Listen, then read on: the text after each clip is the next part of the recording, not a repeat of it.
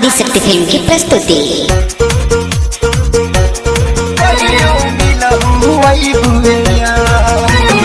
Music by Shankar Singh.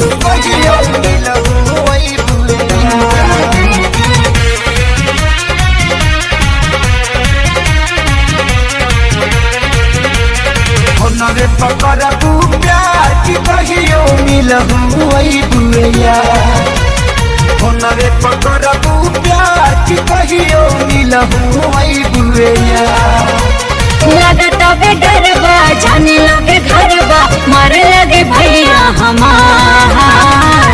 नवे पहोई प्यार की कहियो मिलहू वही बुआ। नवे पहोई प्यार की कहियो मिलहू वही बुआ।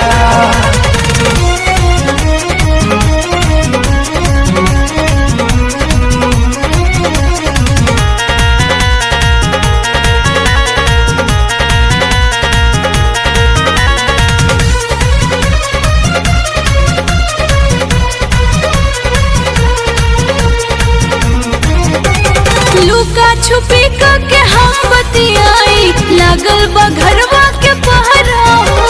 लागल बा घरवा के पहरा। तुहरा बिना हम तबानी अधूरा जरता जवानी के आहारा हो। बढ़े जब बजाएम घंटे बजाएम ता दौरे से ले हानिहार। नवे पकड़बू प्यार की कहियो मिलहू वही बुआ। नवे पकड़बू प्यार की कहियो मिलहू वही बुआ।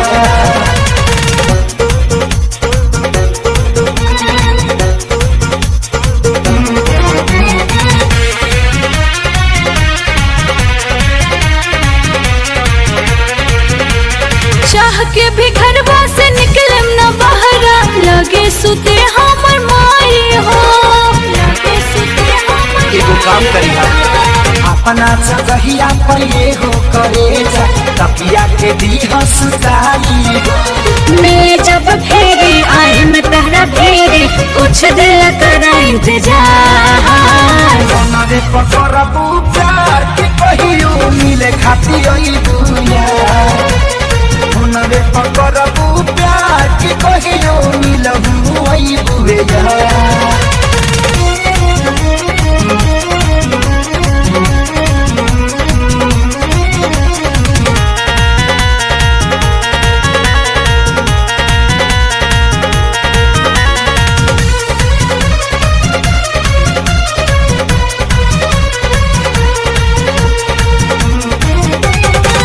के बारात जहिया आई राजा मिलब हम 4 बजे भोर के।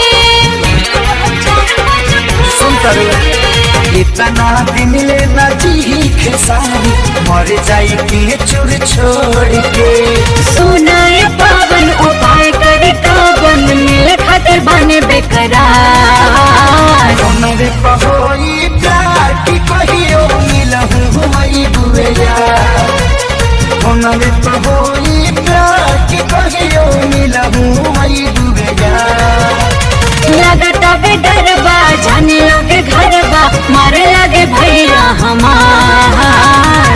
नवे पहोई प्यार की कहियो मिलहू वही बुआ। नवे पहोई प्यार की कहियो मिलहू वही बुआ। तले के भाग चला न कहीं।